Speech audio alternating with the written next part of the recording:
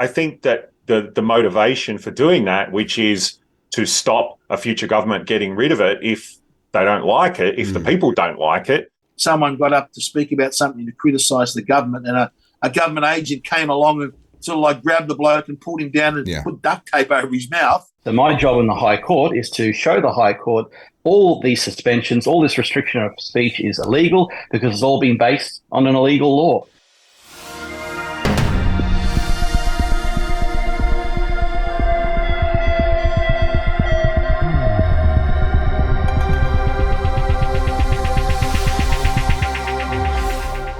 Hello and welcome once again to the Aussie Wire. I'm your host, Topher. Now, before we get stuck into today's news, we have a wonderful announcement that we're actually giving away even more of the VIP tickets to see Donald Trump Jr. when he is in Australia. That's right, we gave away 2 VIP tickets already. They're worth $590 combined. We're actually giving away not 2 more, but 4 more. And we're doing that exclusively for our insiders. So you have to be an insider in order to be in the running to win. Now, you get to choose. If you're the winner, you can choose between going to the event in Melbourne, the event in Sydney, or the event in Brisbane. They are going to absolutely go off. Nigel Farage will be there.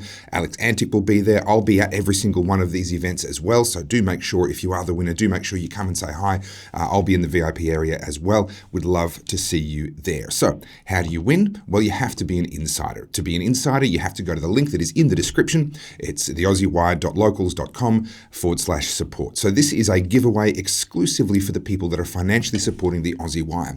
We're giving away, as I said, 4 more VIP tickets worth $590 per prize. So each of those prizes, $590. It's well over $1,000 in value. We're giving it away, and the draw will take place on Tuesday. So we'll announce the winner inside our insiders area, and of course on social media, and we'll contact you via email as well. So do make sure, if you would like to win VIP tickets to see Donald Trump Jr. live in Australia, find that link in the description of this video and make sure that you are a financially supporting insider so that you're in the running to win.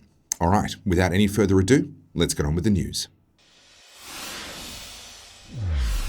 Well, just 2 days ago, the Aussie Wire achieved a first. Our first episode being yanked off YouTube for supposed misinformation. It was always going to happen eventually, and sure enough, lucky episode number 13 was the one where it happened. So if you want to watch Tuesday's episode, you're going to have to go to Twitter and find the Topher Twitter handle. You'll find it posted there. But this is not a new issue. This is something that's been going on for years, and whilst it might be annoying for someone like the Aussie Wire to have to switch platforms and to have to work around some of this censorship, in some cases, it's actually downright dangerous. And I would suggest to you that where we see members of parliament being censored, well, now we have not a frustration for people like me, but an actual danger to the very foundational principles of democracy. Now, if you don't believe that that's been happening, well, Craig Kelly, a former MP, has the receipts to prove it, and I've got him here on the show right now. Craig, welcome to the Aussie Wire. Yeah, great to be with you, Topher. Now, just for those that may not be across this story, can you fill us in a little bit about what's been done and how you even found out, how you proved that it has actually been done? Yes, certainly. My Facebook account was censored and basically sent down a mystery hole, a black hole at the start of 2021, where they alleged I'd been so-called, posting misinformation. But of course, misinformation today is a euphemism for another word for information that contradicts the government's narrative of the day. Sure. So all I was posting, all I ever posted was expert opinion from doctors, people like Professor Clancy, Professor Barodi, peer-reviewed studies that have been published, facts and data that contradicted the COVID narrative, because we needed to be having a debate about what was the best way forward. That's how a democratic society works, that you have open and free debate. It's the contest of ideas. That's the idea. And as a member of parliament, I was censored from Facebook. They deleted everything that I had. So all I basically had left there was my Twitter account. Now, I didn't want to lose my Twitter account, because as a member of parliament, it really limits your access to communicate to people. If you don't have either Facebook or Twitter account, you're not really able to do your job properly as a member of parliament. So I was very, very careful what I posted to Twitter. This is in the pre-Elon Musk day, when they had a lot of rules that stopped free speech. Anyhow, last night someone sent me a detail. Someone, I don't know who the person is, put in a Freedom of Information request to the health department requesting, if they had made requests to one of the big social media companies, trying to get people censored. And how, lo and behold, amongst all the redactions, the heavily redacted documents, there's emails in there. So let's be very clear, we had the Department of Health, which was Greg Hunt as the minister, under the Morrison government, had set up a secret media monitoring organisation there to monitor the pages, not only just of the general public, but members of Parliament. George Christensen's had things censored as well. Absolutely. George Christensen, the member for Dawson in the last Parliament. So they were monitoring our posts on social media, spying on them with the view of trying to report us to Twitter and have our pages cancelled and have us censored and silenced. It's the inversion of what should be happening. Now, as backbench members of Parliament, we should be there holding the government of the day and the bureaucrats accountable, because they're the ones spending taxpayers' money. Here they've reversed it, and you've got these government bureaucrats spying on members of Parliament, trying to censor them and close down free debate. Well, you speak of spending taxpayers' money. One of the things that I find really revealing about this is this next letter that I've got here. Now, this is from a couple of months after that first one, and they're naming a very specific Twitter post. That earlier letter is about, can we just get rid of Craig Kelly's account? He's posting misinformation, etc. A whole bunch of incorrect allegations. This one here is about a specific post. And what I love is if you look at the date on this and then you look at the date on the post that they're reporting it on the very same day. You put this up at 9:10 in the morning. 10 past 9. Yeah, 9:10 in the morning. And later the same day. So there is a bureaucrat sitting on taxpayers' time. You knew it was bad. Does this surprise even you? Look, it did. To think that's right.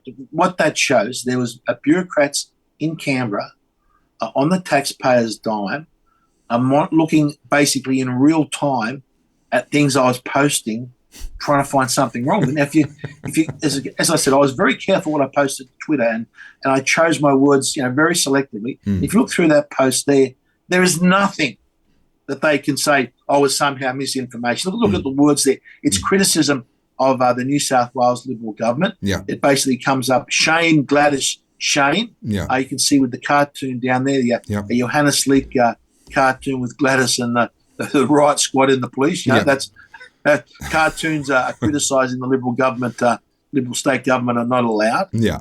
And that was reported, that tweet was reported, so dobbed in by a government agency to try and get it censored because they didn't like the criticism of a Liberal government. This is how far the democracy and the slide we've had about how we no longer value free speech. If you think how past members of Parliament on both sides of politics that put such great value to free speech. Yeah. Look at how some of the statements that Menzies made about how the contest of ideas. Even if the person is wrong, you want to hear their idea because you want to debate it and you want to find the strengths and weaknesses in your argument and sharpen the spear on your argument. But we seem to have now been descended down this very, very dangerous track that we're going, where anything that goes against the narrative is rather than debate it and debunk it through debate and data, it's just called misinformation, and that's it. And debate is shut down. This is a very dangerous slope we're going. And now, if the government of the day can set up a secret taxpayer-funded organisation to spy on what was effectively a criticism of the government on COVID issues, there's nothing to stop them on climate issues. Correct. There's nothing to stop them on economic issues. Yeah. We are in a very, very dangerous space, and we need to. We don't have like the First Amendment in the US in this country. There's supposedly an implied right to free speech under the Constitution, but that seems to have been swept aside. I believe we need new laws in this country to protect freedom of speech, and it should be a simple principle. If you're allowed to say something, if it's lawful to say something on the soapbox in a town square, it should be unlawful for a social media platform to censor it. That should be the baseline that it does. And that way, where Twitter's getting requests from government, they can simply say, well, this is this statement's lawful to say in the town square. I'll push back on you on that, because even there we run into a problem. I'm still up on criminal charges from the Victorian government because I dared to speak out and encourage people to engage their human right to protest against the lockdowns at the time. And they could argue technically it wasn't legal for me to say that in the town square, and therefore the social media companies should still have been able to censor. I'm with you in principle, but I think we need to look a little bit broader even than what you're proposing. You're right. You're 100% right. It could go much further.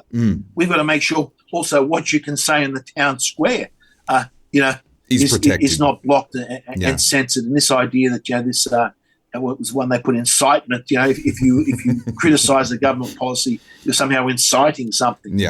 We need to improve free speech in the town square, but we've got to sort of like that's the second step. Like at the moment, to think that a social media platform, the Twitters and Facebook today are the town squares of the olden days and the soapbox of the olden days. And imagine if in the town square someone got up to speak about something to criticise the government, and a government agent came along and sort of like grabbed the bloke and pulled him down and put duct tape over his mouth.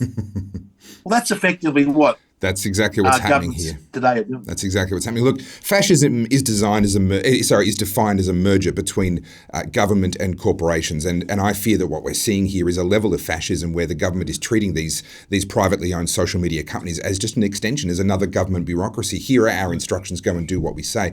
We are seeing a bit of a shift, though. I do believe, despite what happened on YouTube to the last episode of the Aussie Wire, I do believe that the censorship has improved somewhat.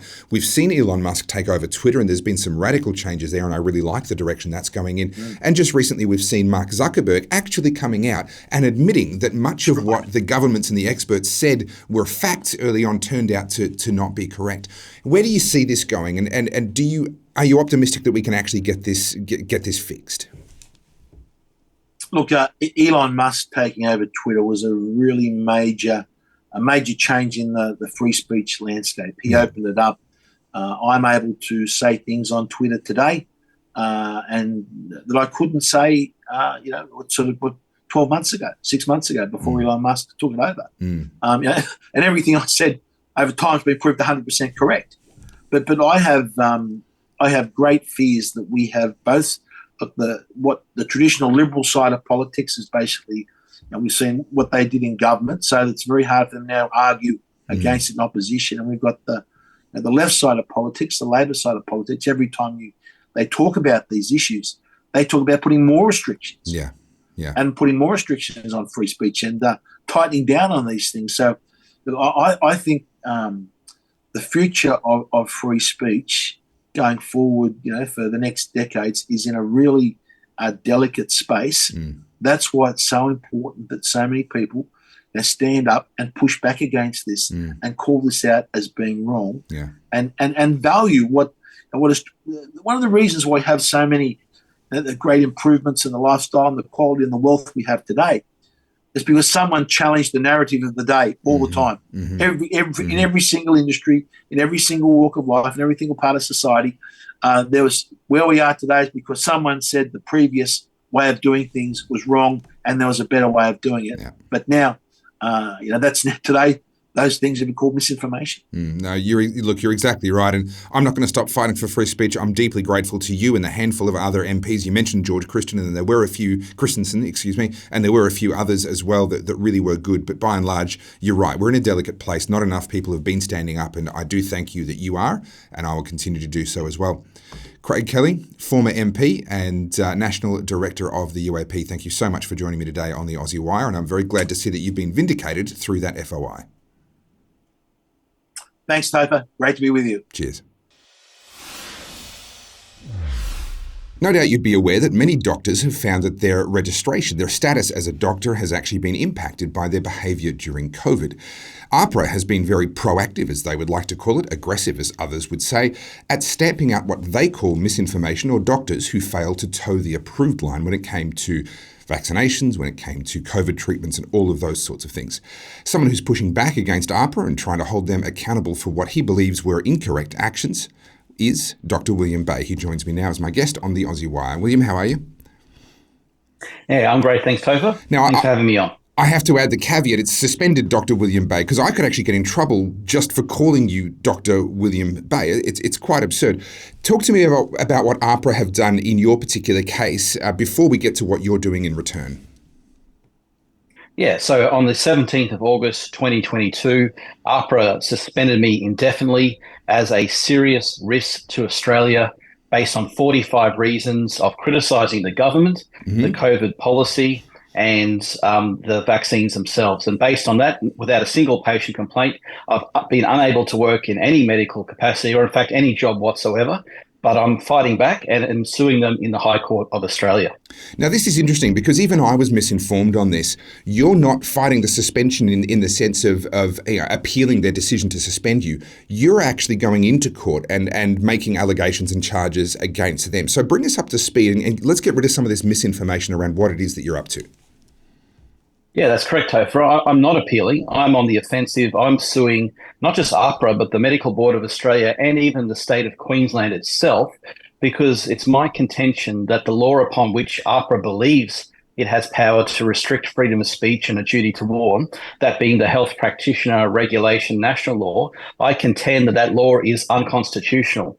I believe it's unconstitutional because, quite simply, that's a law that originates in Queensland and they seek to apply it all across the nation. And according to our constitution, Topher, we don't have any national laws. We only have state laws or Commonwealth laws, and a national law is simply neither one of those.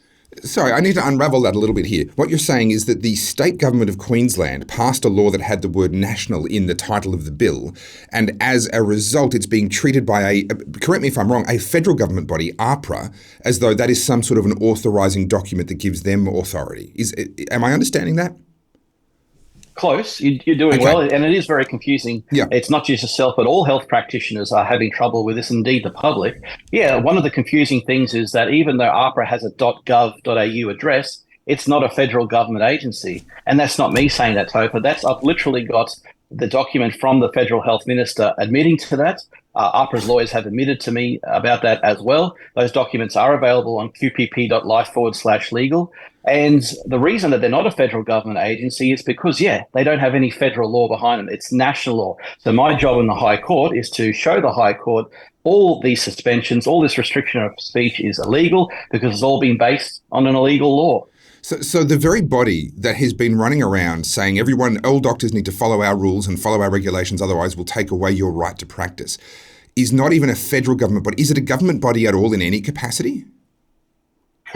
No, it's not. No, if you do an ABN search and look up AHPRA, you'll see that it's a business registered in the state of Victoria. Isn't that interesting? That is incredible. As a business, they should be paying GST to the Australian people, especially with the millions and millions of dollars on their 825,000 practitioners that they receive every year. But have they paid a cent to the Australian taxpayer? No, they have not. That's another crime, and I've reported them to the ATO for that as well. Okay, this honestly goes so much deeper and is so much weirder than what I ever expected. What's the next step for you? Where are you up to in this fight? Yeah, so I have been suing AHPRA in Queensland in the Supreme Court of Queensland. The Supreme Court then acceded to my request to move the matter to the High Court because of the very serious nature of these issues that we've been discussing today. And I had my matter adjudicated on the papers in the High Court last week on the 7th of June. Unfortunately, they dismissed my application with costs against me. However, I'm not perturbed or deterred because in their reasons for the judgment, Topher, they said that AHPRA's application has failed. So it was actually my application, not AHPRA. So there's this confusion permeating throughout the political and legal landscape regarding my situation. So I'm going to go back to the High Court and appeal my decision before the full bench to get the decision right.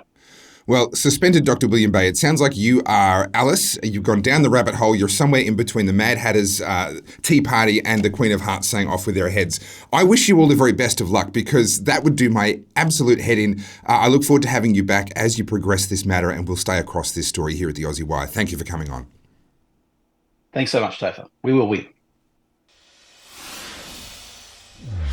Well, you may have noticed that here at the Aussie Wire, we haven't really been banging on about the voice one way or the other. That's largely because it's already being very well covered by other news organisations on one side or the other, and it's also in part because I find the entire debate incredibly frustrating.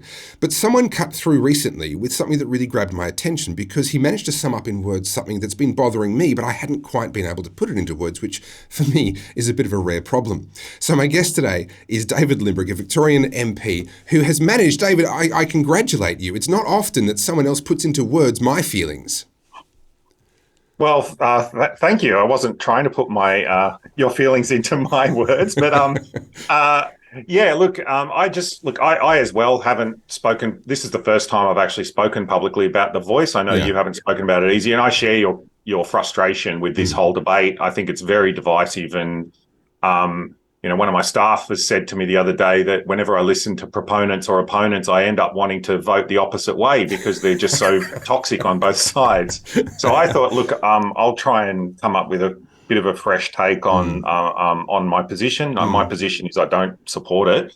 But yeah, the basic idea is that putting something in the Constitution like this, effectively, the reason that they do that is to stop a future democratically elected government removing it. Yeah. Now, this is a trend, quite a recent and disturbing trend that we've seen a lot in Victoria. In the last term of Parliament, they did this with the fracking ban. So fracking was already banned under legislation, but they decided to put it in the Constitution, which anyone who knows about constitutions, they know that constitutions are meant to be about the functions and powers of Parliament and this sort of thing.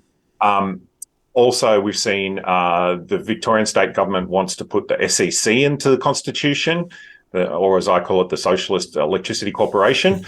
Also, the Greens have been calling to ban coal production in the Constitution. And so this is another thing. Now, this particular one, it sort of is related to the functions of Parliament because it's talking about a voice to Parliament. So it's more arguable, but still, like, I think that the motivation for doing that, which is to stop a future government getting rid of it if they don't like it, if the people don't like it, I think that's bad. And they could legislate now if they wanted to do it. They've got the support in Parliament to put it up now. Why not do it and run it for a while and see how it goes? This idea that we have to have it enabled in the Constitution before we can go ahead with it seems to me to be a bit silly. Well, this is one of my concerns, especially, is given that it is deliberately written to be quite vague and therefore open to interpretation. We see courts and the High Court of Australia having to read very deeply into words within the Constitution from time to time, finding things like the implied right to political communication and other things, which we can argue about whether those things are good or bad things. But the fact that we're having to send these people diving deep into the Constitution to interpret what it may mean, I think there's a lot of danger to having a vaguely written voice to Parliament enshrined in the Constitution. And I want to thank you for really bringing that clarity to me as to, in concept, I'm not necessarily against it, but there was something about it that was very, very uncomfortable. And I think you've really, really hit it on the head here. What is the message then? If neither of us are fans of the messaging on either side here, how do we get this message to cut through? Is it the kind of message that can? Look, I think so. I think if people understand the motivation for putting it in the Constitution, and that's what I've tried to describe. And no one promoting this would dispute that either, by the way. They openly say that they don't want future governments removing this. But, I would point to previous organisations, ATSIC, for example. They abolished that, and I don't think that there's many people that would think that shouldn't have been abolished. Like it turned into a huge problem at the time, and we were probably right to get rid of it. And, who knows how this new voice is going to turn out, and maybe it will turn into something that people don't like and they want to get rid of it. They should be able to get rid of it.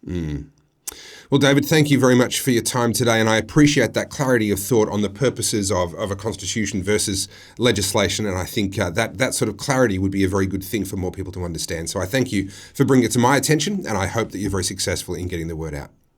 Thanks a lot. Cheers.